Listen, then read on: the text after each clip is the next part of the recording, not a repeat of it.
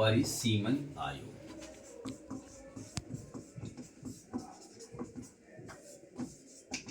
परिसीमन आयोग क्या है, क्यों होना चाहिए, और वर्तमान में यह विवाद के दायरे में आता जा रहा है।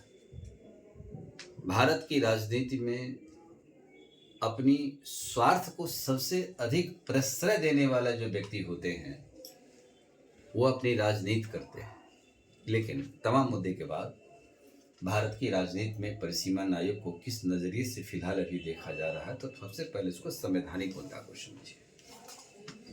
जन प्रतिनिधित्व अधिनियम 1951 के तहत यह व्यवस्था की जाती है। जन प्रतिनिधित्व अधिनियम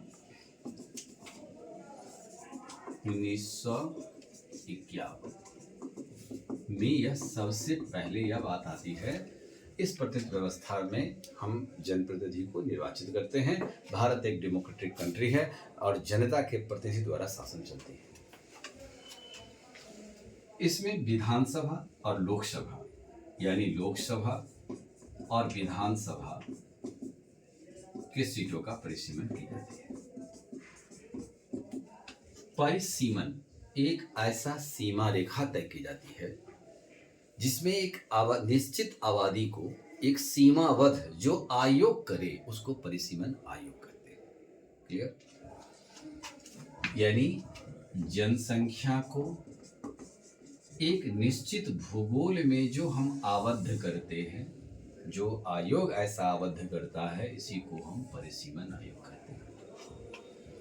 जनप्रतिनिधित्व अधिनियम 1951 के तहत अब ये व्यवस्था लोकसभा में देखा जाए तो लोकसभा में अनुच्छेद 81 और 82 और विधानसभा के लिए 170 के तहत यह एक निश्चित आबादी पर अपने जनप्रतिनिधि को चयन कर दे। भारत में परिसीमन आयोग का गठन सबसे पहले 1952, 1962, 1972 और 2002 में किया गया। 4 बार अभी तक भारत में संविधान के आरंभ होने के बाद यह आयोग गठन हुआ है। 2002 में थोड़ा सा कुछ रणनीति बदला, लेकिन 1971 के आबादी पर में ही जो सीट को निर्धारण हुआ है, सीट संख्या नहीं बढ़ी है और वो सीट यथावत है। 84वां संविधान संशोधन के तहत यह प्रावधान किया कि 2002 के बाद अब नया परिसीमन 2026 तक यथावत रहेगी। तो 84वां संविधान संशोधन के तहत यह व्यवस्था किया। 84वां संविधान संशोधन व्यवस्था लागू वर्तमान में 2026 तक रहेगा। 2026 के बाद इसे नया परिसीमन गठन होगा। तो नवीन परिसीमन अब गठन होगा 2026 में।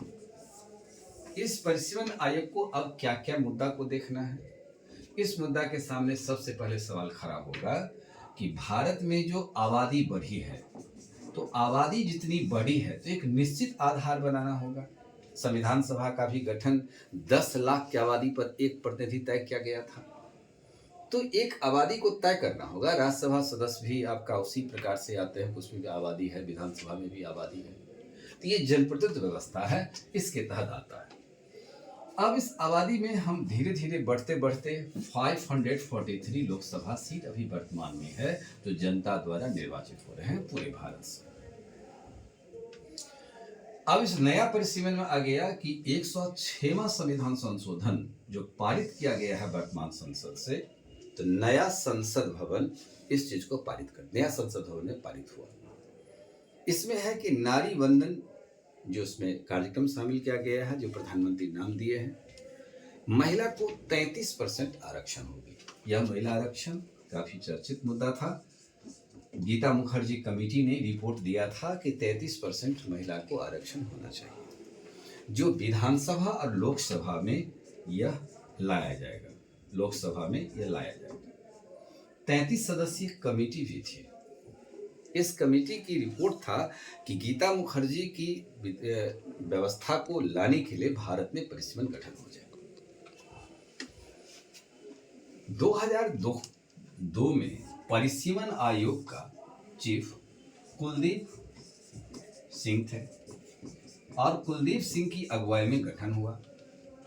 आयोग होता है, इसमें 5 सदस्य लोकसभा उस राज्य का होना चाहिए और 5 सदस्य उस राज्य का विधानसभा सदस्य मिल करके इसको तय करता है किसको किस क्षेत्र से परिसीमित किया जाएगा। इस परिसीमन हो जाता है कि आबादी जब बढ़ती है तो एक विधानसभा के एरिया हो सकता है कि आधा विधानसभा दूसरा एरिया से आ जाती है। तो यह परिसीमन अब 2002 में देखे थे, यह व्यवस्था फिर वर्तमान में लागू हो सकता है।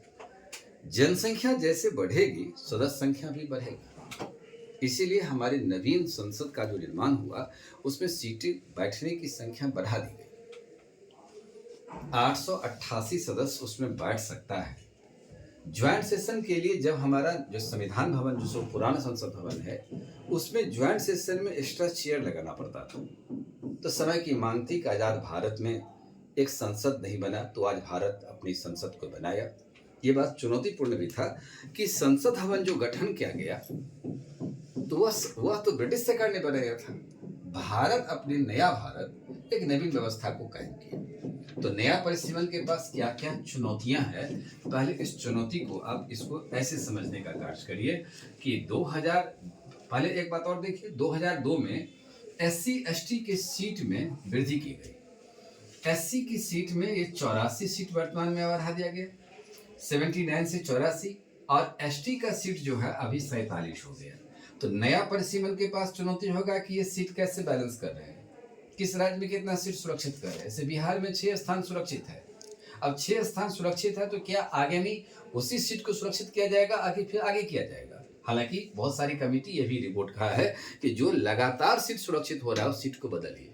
तो नया परिसीमन आयोग इस बात को भी जांच करेगी कि क्या अब इस सीट को कब तक उसे सुरक्षित रखा जाए, अब उसे कैसे बढ़ाया जाए। जैसे मुखिया और सरपंच की जो चुनाव होती है उसमें जो महिला को आरक्षण है वह दो बार के बाद वो बदलता है, इसी प्रकार से बदलना चाहिए।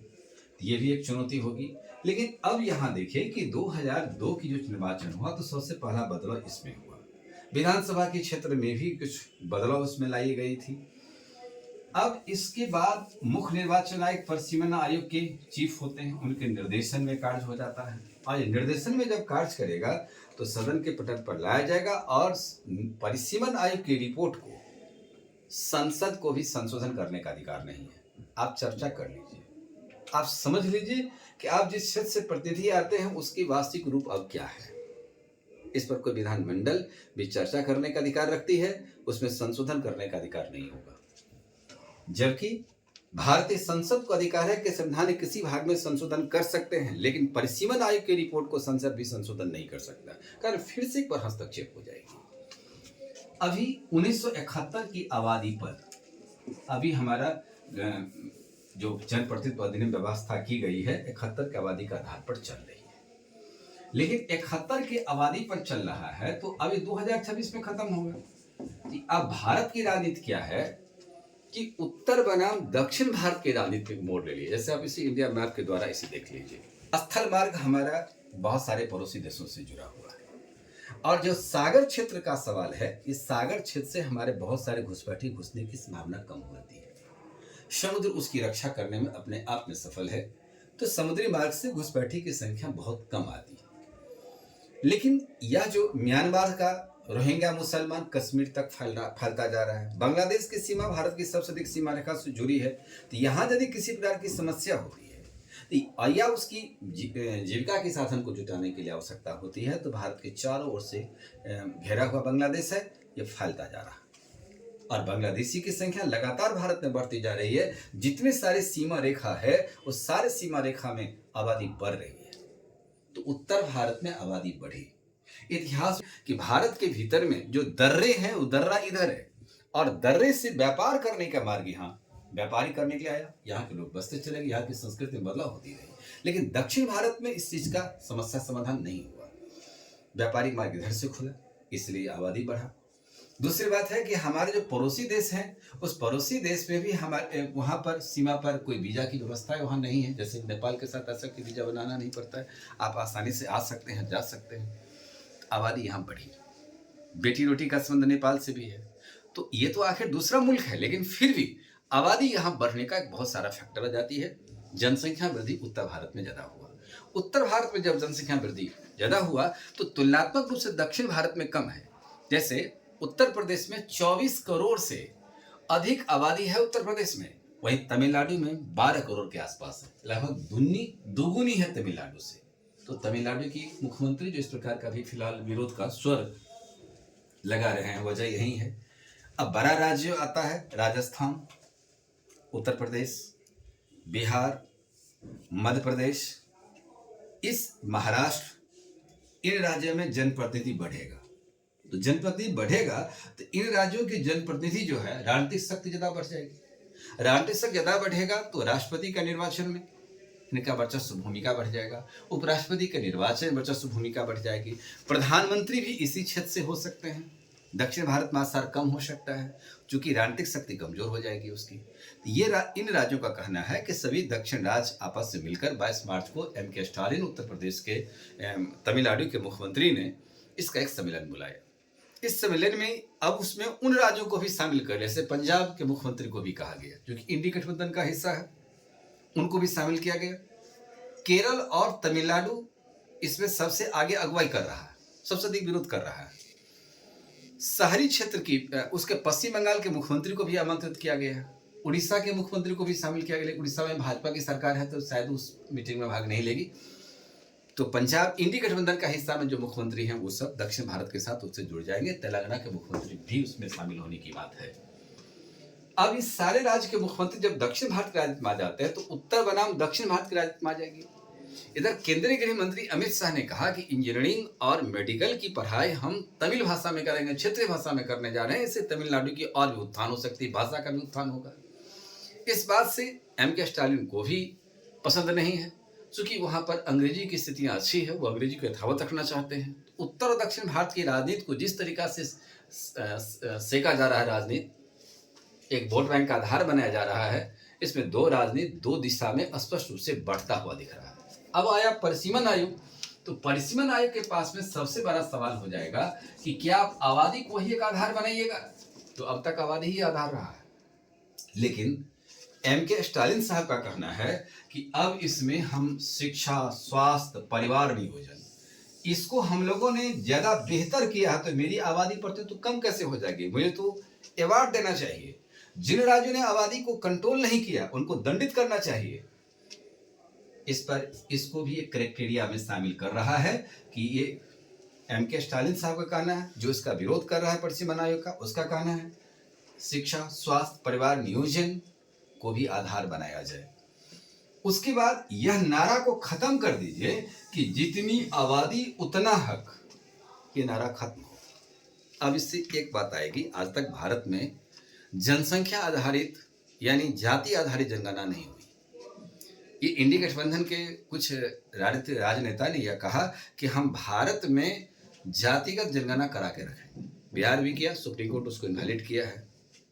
जातिगत जनगणना अब तक भारत में हुई नहीं। 1931 की आबादी में ब्रिटिश सरकार ने पहली 31 की आबादी तक जाति जनगणना कराई गई थी, लेकिन उसके बाद कांग्रेस की ही सरकार रही, जाति जनगणना नहीं कराई। आज कांग्रेस खुद कर रही है कि हम जाति जनगणना कराएंगे। अब इससे एक तीर से दो निशाना लग रहा है कि यदि आबादी ज्यादा है तो राजनीतिक शक्ति हमारे पास में है, तो जिस जाति का जितना संख्या आएगा शक्ति हमारे पास उतना होगा, तो वहां प्रशासनिक व्यवस्था में हमारे प्रभाव भी ज्यादा बढ़ सकता है। ठीक है, आप विकास के माध्यम का एक आधार बना रहे हैं, वो अच्छी बात है, लेकिन आबादी का आधार पर हमारा राष्ट्रवाद बिखरेगा। लेकिन आबादी का प्रतिनिधित्व होना चाहिए, यह तो परिसीमन आयोग और संविधान सभा ने पहले भी स्वीकार कर लिया गया है। अब इसमें यदि इन सबको आधार बनाएंगे तो एक बात है कि राष्ट्रीय हित होगा। दक्षिण राज्य जो कर रहा है तो उसमें राष्ट्रीय हित होगा कि आबादी हमारा बैलेंस हो जाएगा। आबादी यदि बैलेंस हो जाएगा तो समान प्रतिनिधित्व भारत में होना चाहिए। यदि समान प्रतिनिधित्व आबादी का आधार बनाते हैं, दक्षिण भारत राजनीतिक शक्ति कमजोर पड़ जाएगी, उसकी सीट कम पड़ जाएगी। अब है क्या, शहर और गांव में हमारा भारत बढ़ता है, गांव में अभी भी आबादी ज्यादा है, लेकिन जीविकोपार्जन की समस्या बढ़ जाने के कारण शहरी आबादी लगातार बढ़ता जा रहा है। आप दिल्ली, मुंबई, बेंगलुरु, ये जो हमारा एक शहर है, इस शहर में आबादी ज्यादा बस रही है, तो यहाँ पर प्रतिनिधित्व ज्यादा आ जाएगा। तो ग्रामीण क्षेत्र में जो राजनीतिक आवाज है, राजनीतिक शक्तियां हैं, ये कमजोर पड़ेगी। जब कमजोर पड़ेगी तो शहर और गांव के बीच में संतुलन कैसे रखना का, इसके बीच में भी संतुलन बनाना इस परिसीमन आयोग का कार्य होगा। 33% सीट महिला को आप आरक्षित रखते हैं, तो 33% महिला को आरक्षित सीट किस किस क्षेत्र को करते हैं। यदि किसी राज्य के भीतर में मान लिया कि 1 या 2 विधानसभा लोकसभा सीट चुन करके आते हैं, उसमें 33% का निर्धारण कैसे होगा, यह भी परिसीमन आयोग को करना होगा। यदि आप परिसीमन में यह जैसे गोवा में 1 आता है, तो 1 सीट यदि आ रहा है तो कैसे उसको आरक्षण करिएगा, कितने वर्ष के लिए करिएगा। तो बड़ी आबादी वाले राज्य में, बड़ी आबादी वाले में आप 33% को शामिल करिएगा, ये क्षेत्रीय संतुलन नहीं हो पा रहा। इसलिए इस परिसीमन आयोग के सामने यह सबसे बड़ी चुनौती है।